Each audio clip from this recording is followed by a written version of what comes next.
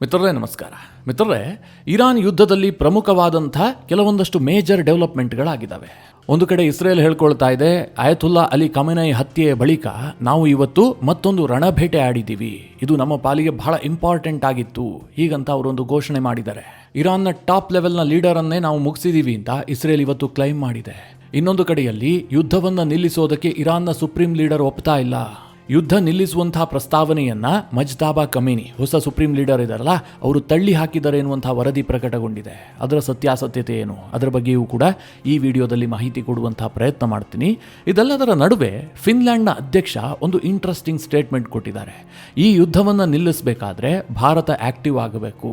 ಭಾರತದ ವಿದೇಶಾಂಗ ಸಚಿವರು ಮನಸ್ಸು ಮಾಡಿದ್ದೇ ಆದರೆ ಈ ಯುದ್ಧಕ್ಕೆ ಬ್ರೇಕ್ ಹಾಕಬಹುದು, ಅಂತಹ ತಾಕತ್ತು ಭಾರತಕ್ಕಿದೆ ಅಂತ ಫಿನ್ಲ್ಯಾಂಡ್ನ ಅಧ್ಯಕ್ಷರು ಒಂದು ಸ್ಟೇಟ್ಮೆಂಟ್ ಕೊಟ್ಟಿದ್ದಾರೆ. ಇವತ್ತು ಜಾಗತಿಕ ಮಟ್ಟದಲ್ಲಿ ಇದು ಸುದ್ದಿ ಆಗ್ತಾ ಇದೆ. ಅದರ ಬಗ್ಗೆಯೂ ಕೂಡ ನಿಮಗೆ ಈ ವಿಡಿಯೋದಲ್ಲಿ ತಿಳಿಸ್ಕೊಡುವಂತಹ ಪ್ರಯತ್ನ ಮಾಡ್ತೀನಿ.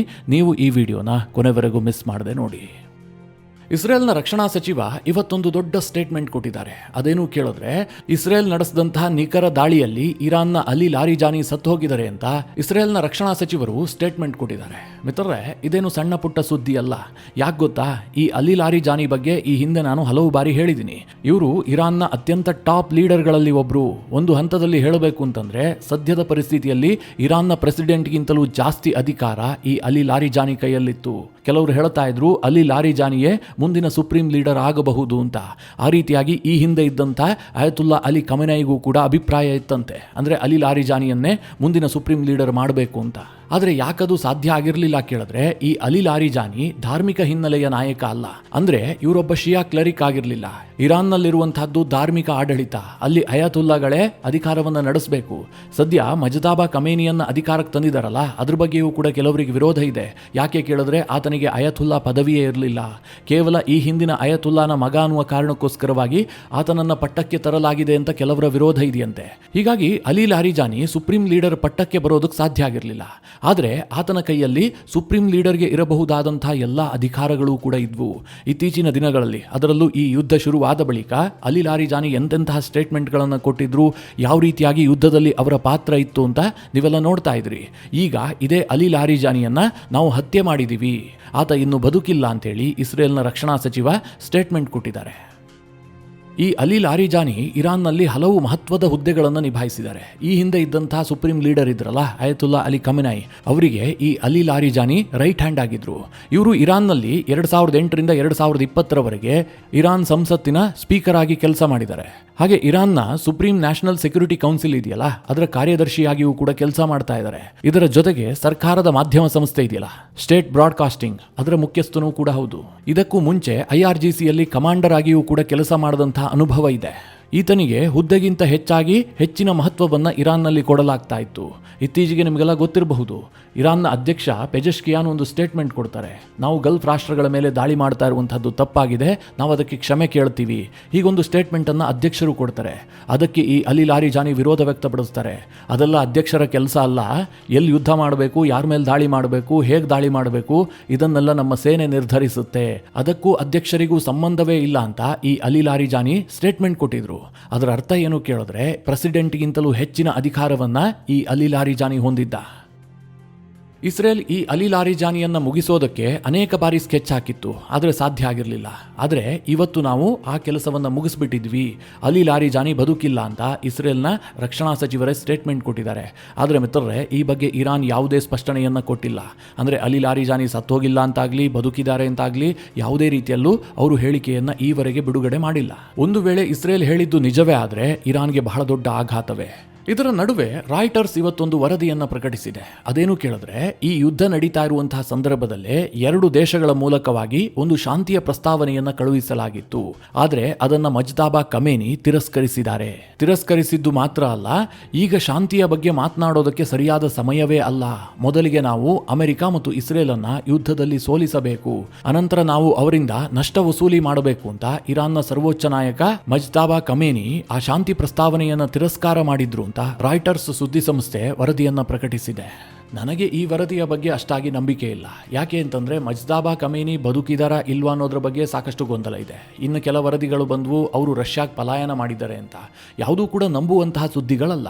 ಒಟ್ಟಿನಲ್ಲಿ ಮಜ್ದಾಬಾ ಕಮೇನಿ ಈ ಯುದ್ಧದಲ್ಲಿ ಯಾವುದಾದ್ರೂ ಒಂದು ರೂಪದಲ್ಲಿ ಭಾಗಿಯಾಗಿದ್ದಾರೆ ಅಂತ ಹೇಳೋದಕ್ಕೆ ಸಣ್ಣ ಸುಳಿವು ಕೂಡ ಇಲ್ಲ. ಹೀಗಾಗಿ ಮಜ್ದಾಬಾ ಗಾಯಗೊಂಡಿರಬಹುದು, ಆಸ್ಪತ್ರೆಯಲ್ಲಿರಬಹುದು, ಬಹಳ ಕ್ರಿಟಿಕಲ್ ಕಂಡೀಷನ್ನಲ್ಲಿರಬಹುದು, ಈ ರೀತಿಯ ಊಹೆಗಳೇ ಇದೆ. ಇಂತಹ ಸಂದರ್ಭದಲ್ಲಿ ಮಜ್ದಾಬಾ ಏನೋ ನಿರ್ಧಾರ ಕೈಗೊಂಡಿದ್ದಾರೆ ಅಂತಂದರೆ ಅದು ನಂಬೋದಕ್ಕೆ ಕಷ್ಟ ಆಗುತ್ತೆ. ಆದರೆ ಆತನ ಹೆಸರಿನಲ್ಲಿ ಬೇರೆಯವರು ನಿರ್ಧಾರವನ್ನು ಕೈಗೊಂಡಿರಬಹುದು.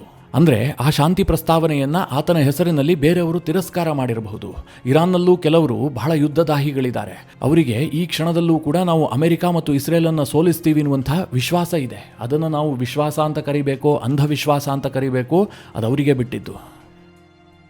ಇದರ ನಡುವೆ ಒಂದು ಕಡೆ ಅಲಿ ಲಾರಿಜಾನಿಯನ್ನು ನಾವು ಮುಗಿಸಿದೀವಿ ಅಂತ ಹೇಳ್ಕೊಂಡಂಥ ಇಸ್ರೇಲ್ ಮತ್ತೊಂದು ಕ್ಲೈಮನ್ನು ಕೂಡ ಮಾಡಿದೆ. ಅದೇನು ಕೇಳಿದ್ರೆ, ನಾವು ಟೆಹರಾನ್ ಮೇಲೆ ದಾಳಿ ಮಾಡಿದಾಗ ಆ ದಾಳಿಯಲ್ಲಿ ಬಸೀಜ್ ಫೋರ್ಸ್ನ ಕಮಾಂಡರ್ ಆಗಿರುವಂಥ ಗೋಲಾಮ್ ರೇಜಾ ಸುಲೇಮಾನಿಯನ್ನ ಕೂಡ ನಾವು ಹತ್ಯೆ ಮಾಡಿದೀವಿ ಅಂತ ಇಸ್ರೇಲ್ ಹೇಳ್ಕೊಂಡಿದೆ. ಈ ಬಸೀಜ್ ಫೋರ್ಸ್ ಇದೆಯಲ್ಲ, ಇದು ಇರಾನ್ನ ಪ್ಯಾರಾಮಿಲಿಟರಿ ಪಡೆ. ಅಂದರೆ ಇರಾನ್ನ ಒಳಗೆ ಈ ಪ್ರತಿಭಟನೆ ಆಗುತ್ತೆ, ದಂಗೆಗಳಾಗತ್ತೆ, ಇದನ್ನೆಲ್ಲ ನಿಯಂತ್ರಿಸುವಂತಹದ್ದು ಇದೇ ಬಸೀಜ್ ಫೋರ್ಸ್. ಯಾವಾಗ ಇರಾನ್ನ ಪೊಲೀಸರಿಗೆ ಅಲ್ಲಿನ ಪ್ರತಿಭಟನೆಯನ್ನು ನಿಯಂತ್ರಣ ಮಾಡೋದಕ್ಕೆ ಸಾಧ್ಯ ಆಗೋದಿಲ್ವೋ ಆ ಸಂದರ್ಭದಲ್ಲಿ ಬಸೀಜ್ ಪಡೆಯನ್ನು ಇಳಿಸಲಾಗುತ್ತೆ. ಇವರು IRGCಯ ಅಂಡರ್ನಲ್ಲಿ ಕೆಲಸ ಮಾಡ್ತಾರೆ.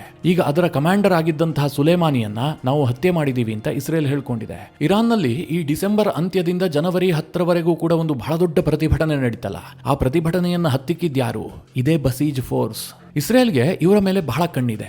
ಈ ಬಸೀಜ್ ಫೋರ್ಸ್ ಅನ್ನ ಬಹಳ ವೀಕ್ ಮಾಡಿದ್ದೆ ಆದ್ರೆ ಇರಾನ್ನಲ್ಲಿ ಮತ್ತೆ ಪ್ರತಿಭಟನೆಗಳು ಆರಂಭಗೊಳ್ತವೆ. ಆಗ ಅಲ್ಲಿನ ರೆಜಿಮ್ ಚೇಂಜ್ ಮಾಡೋದಕ್ಕೆ ಸಹಕಾರಿ ಆಗುತ್ತೆ ಅಂತ ಇಸ್ರೇಲ್ ಪದೇ ಪದೇ ಈ ಬಸೀಜ್ ಫೋರ್ಸ್ ಅನ್ನ ಟಾರ್ಗೆಟ್ ಮಾಡ್ತಲೇ ಇದೆ. ಅದರ ಹೆಡ್ ಕ್ವಾರ್ಟರ್ಸ್ ಅನ್ನ ಕೂಡ ಉಡಾಯಿಸಿದೆ. ಇದರ ನಡುವೆ ಅಲೆಕ್ಸಾಂಡರ್ ಸ್ಟಬ್, ಫಿನ್ಲ್ಯಾಂಡ್ನ ಅಧ್ಯಕ್ಷ, ಒಂದು ಇಂಪಾರ್ಟೆಂಟ್ ಸ್ಟೇಟ್ಮೆಂಟ್ ಕೊಟ್ಟಿದ್ದಾರೆ. ಅದೇನು ಕೇಳಿದ್ರೆ, ಈ ಯುದ್ಧವನ್ನು ನಿಲ್ಲಿಸಬೇಕಾದ್ರೆ ಭಾರತ ಅದರಲ್ಲಿ ಮಧ್ಯಪ್ರವೇಶ ಮಾಡಬೇಕು. ಭಾರತ ಏನಾದರೂ ಮೀಡಿಯೇಟ್ ಮಾಡೋದೇ ಆದರೆ ಈ ಯುದ್ಧಕ್ಕೆ ಬ್ರೇಕ್ ಬೀಳುತ್ತೆ. ಹೀಗೊಂದು ಸ್ಟೇಟ್ಮೆಂಟ್ ಅನ್ನು ಕೊಟ್ಟಿದ್ದಾರೆ. ಅವರು ಒಂದು ಟಿವಿ ಇಂಟರ್ವ್ಯೂನಲ್ಲಿ ಭಾಗಿಯಾಗಿದ್ರು. ಆ ಸಂದರ್ಭದಲ್ಲಿ ಆಂಕರ್ ಕೇಳ್ತಾರೆ, ಈ ಯುದ್ಧ ಇಷ್ಟೊಂದು ಎಸ್ಕಲೇಟ್ ಆಗಿದೆಯಲ್ಲ, ಈ ಸಂದರ್ಭದಲ್ಲಿ ಮಧ್ಯಸ್ಥಿಕೆ ವಹಿಸೋದಕ್ಕೆ ಯಾರು ಮುಂದೆ ಬರಬಹುದು? ಯಾರು ಮಧ್ಯಸ್ಥಿಕೆಯನ್ನು ವಹಿಸಿದ್ದೆ ಆದರೆ ಈ ಯುದ್ಧಕ್ಕೆ ಬ್ರೇಕ್ ಬೀಳುತ್ತೆ ಅಂತ. ಆಗ ತಕ್ಷಣ ಫಿನ್ಲ್ಯಾಂಡ್ನ ಅಧ್ಯಕ್ಷರು ಹೇಳ್ತಾರೆ, ಒಂದು ವೇಳೆ ಭಾರತ ಇದಕ್ಕೆ ಮೀಡಿಯೇಟ್ ಮಾಡಿದ್ದೆ ಆದರೆ, ಜೈಶಂಕರ್ ಹೆಚ್ಚು ಇನ್ವಾಲ್ವ್ ಆಗಿದ್ದೆ ಆದರೆ ಈ ಯುದ್ಧಕ್ಕೆ ಬ್ರೇಕ್ ಬೀಳುತ್ತೆ ಅಂತ ನನಗಂತೂ ಅನ್ನಿಸ್ತಾ ಇದೆ ಅಂತ ಅಲೆಕ್ಸಾಂಡರ್ ಸ್ಟಬ್ ಹೇಳಿಕೆ ಕೊಡ್ತಾರೆ. ಈ ಯುದ್ಧದ ವಿಚಾರದಲ್ಲಿ ಭಾರತ ಎಂಟ್ರಿ ಆಗುತ್ತಾ, ಮೀಡಿಯೇಟ್ ಮಾಡುವಂತಹ ಕೆಲಸಕ್ಕೆ ಕೈ ಹಾಕುತ್ತಾ, ಅದೆಲ್ಲ ಡಿಫ್ರೆಂಟ್ ಕ್ವಶನ್.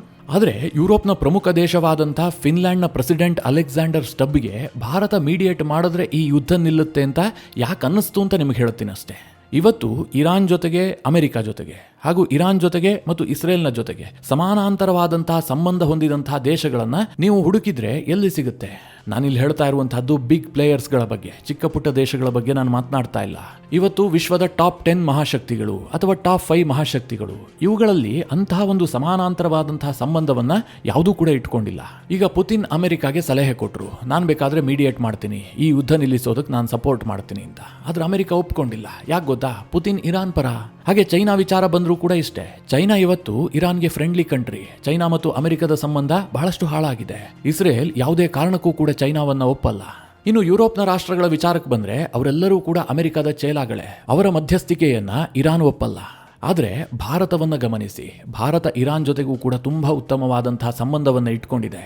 ಈ ಯುದ್ಧ ಶುರುವಾದ ಬಳಿಕ ಭಾರತದ ವಿದೇಶಾಂಗ ಸಚಿವರು ಅದೆಷ್ಟು ಬಾರಿ ಇರಾನ್ನ ವಿದೇಶಾಂಗ ಸಚಿವರಿಗೆ ಕರೆ ಮಾಡಿ ಮಾತನಾಡಿದ್ದಾರೆ ಅಂತ ನೀವೇ ಗಮನಿಸಿ. ಹಾಗೆ ಪ್ರಧಾನಿ ನರೇಂದ್ರ ಮೋದಿ ಇರಾನ್ನ ಅಧ್ಯಕ್ಷರ ಜೊತೆಗೂ ಕೂಡ ಮಾತನಾಡಿದ್ದಾರೆ. ಹಾಗೆ ಇಸ್ರೇಲ್ನ ಪ್ರಧಾನಿಯ ಜೊತೆಗೆ ಭಾರತದ ಪ್ರಧಾನಿಯ ಸಂಬಂಧ ಹೇಗಿದೆ ಅಂತ ನಿಮಗೆಲ್ಲ ಗೊತ್ತೇ ಇದೆ.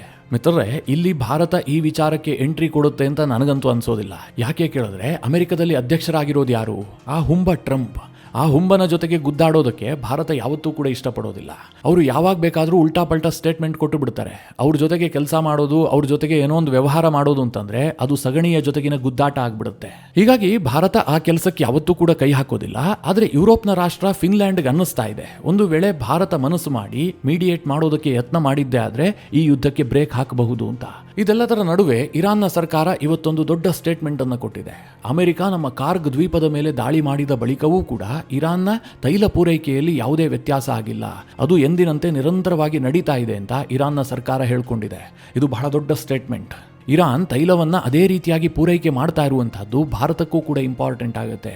ಯಾಕೆ ಕೇಳಿದ್ರೆ ಇರಾನ್ನಿಂದ ಬರುವಂತಹ ತೈಲ ನಿಂತು ಹೋಗಿದ್ದೆ ಆದ್ರೆ ಚೈನಾಗೆ ತೊಂದರೆ ಆಗುತ್ತೆ ಹಾಗೂ ಬೇರೆ ಬೇರೆ ದೇಶಗಳಿಗೆ ತೊಂದರೆ ಆಗುತ್ತೆ. ಆ ಸಂದರ್ಭದಲ್ಲಿ ಈ ಎಲ್ಲ ದೇಶಗಳು ತನ್ನ ತೈಲದ ಅವಶ್ಯಕತೆಗೋಸ್ಕರವಾಗಿ ಬೇರೆ ಬೇರೆ ಮಾರುಕಟ್ಟೆಗಳನ್ನು ಹುಡುಕೋದಕ್ಕೆ ಶುರು ಮಾಡ್ತವೆ. ಇದು ಸಹಜವಾಗಿ ಅಂತಾರಾಷ್ಟ್ರೀಯ ಮಾರುಕಟ್ಟೆಯಲ್ಲಿ ಕ್ರೂಡ್ ಆಯಿಲ್ ಪ್ರೈಸ್ ಹೆಚ್ಚಾಗೋದಕ್ಕೆ ಕಾರಣ ಆಗುತ್ತೆ. ಆದ್ರೆ ಇರಾನ್ ಹೇಳ್ತಾ ಇದೆ, ಕಾರ್ಗ್ ದ್ವೀಪದ ಮೇಲೆ ಅಮೆರಿಕ ದಾಳಿ ಮಾಡಿದ್ರೂ ಕೂಡ ನಮ್ಮ ತೈಲ ಪೂರೈಕೆಯಲ್ಲಿ ಏನೂ ವ್ಯತ್ಯಾಸ ಆಗಿಲ್ಲ.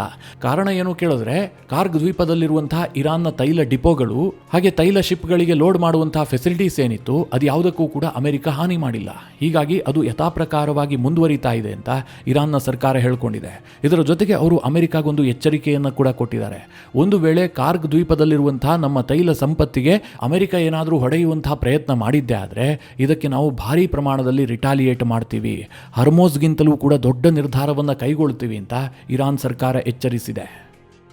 ಇನ್ನು ಈ ಹಿಂದಿನ ವಿಡಿಯೋದಲ್ಲಿ UAE ದೇಶದ ಶಾ ಗ್ಯಾಸ್ ಫೀಲ್ಡ್ ಮೇಲೆ ಇರಾನ್ ದಾಳಿ ಮಾಡಿದೆ ಅಂತ ನಿಮಗೆ ತಿಳಿಸಿದ್ದೆ. ಹಾಗೆ ಆ ಗ್ಯಾಸ್ ಫೀಲ್ಡ್ ಕೂಡ ಕಾರ್ಯಾಚರಣೆಯನ್ನು ಸ್ಥಗಿತಗೊಳಿಸಿತ್ತು. ಇನ್ನೊಂದು ದೊಡ್ಡ ಡೆವಲಪ್ಮೆಂಟ್ ಏನು ಕೇಳಿದ್ರೆ, UAEಯ ಫುಜೈರಾ ಬಂದರು ಮತ್ತೆ ಲೋಡಿಂಗ್ ಅನ್ನು ಸ್ಥಗಿತಗೊಳಿಸಿದೆ.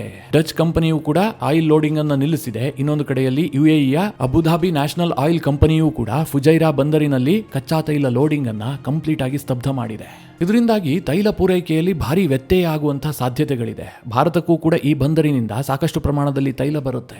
ಇನ್ನು ಫುಜೈರಾ ಸಮೀಪವೇ ಇವತ್ತು ಕುವೈತ್ನ ಧ್ವಜ ಹೊಂದಿದ್ದಂತಹ ಒಂದು LPG ಟ್ಯಾಂಕರ್ ಮೇಲೆ ಡ್ರೋನ್ನ ಅವಶೇಷ ಬಿದ್ದು, ಅಂದರೆ ಈ ಡ್ರೋನ್ ಅನ್ನು ಇರಾನ್ ಕಳುಹಿಸಿರುತ್ತಲ್ಲ ಅದನ್ನು ಇಂಟರ್ಸೆಪ್ಟ್ ಮಾಡಿದಾಗ ಅದರ ಡೆಬ್ರೀಸ್ ಇರುತ್ತಲ್ಲ ಅದು ಕುವೈತ್ ಧ್ವಜ ಹೊಂದಿದ್ದಂತಹ LPG ಟ್ಯಾಂಕರ್ ಮೇಲೆ ಬಿದ್ದು ಸ್ವಲ್ಪ ಪ್ರಮಾಣದಲ್ಲಿ ಹಾನಿಯಾಗಿದೆ. ಇದಿಷ್ಟು ಯುದ್ಧದಲ್ಲಿ ಇತ್ತೀಚೆಗೆ ಆದಂತಹ ಕೆಲವೊಂದಷ್ಟು ಡೆವಲಪ್ಮೆಂಟ್ಗಳ ಕುರಿತಾದಂತಹ ಮಾಹಿತಿ. ಮಿತ್ರರೇ, ಈ ಎಲ್ಲ ವಿಚಾರಗಳ ಕುರಿತಾಗಿ ನಿಮಗೇನನ್ಸುತ್ತೆ? ನಿಮ್ಮ ಅನಿಸಿಕೆ ಅಭಿಪ್ರಾಯಗಳನ್ನು ಕಮೆಂಟ್ ಮಾಡುವ ಮೂಲಕ ನಮಗೆ ತಿಳಿಸಿ. ಹಾಗೆ ನಿಮಗೆ ಈ ವಿಡಿಯೋ ಇಷ್ಟವಾದರೆ ಲೈಕ್ ಮಾಡಿ. ಜೊತೆಗೆ ನೀವಿನ್ನೂ ನಿಮ್ಮ ನೆಚ್ಚಿನ ಸಂಸ್ಕಾರ ಸೌರಭ ಯೂಟ್ಯೂಬ್ ಚಾನಲ್ನ ಸಬ್ಸ್ಕ್ರೈಬ್ ಮಾಡಿಲ್ಲ ಅಂತಾದರೆ ಈ ಕೂಡಲೇ ಸಬ್ಸ್ಕ್ರೈಬ್ ಮಾಡಿ.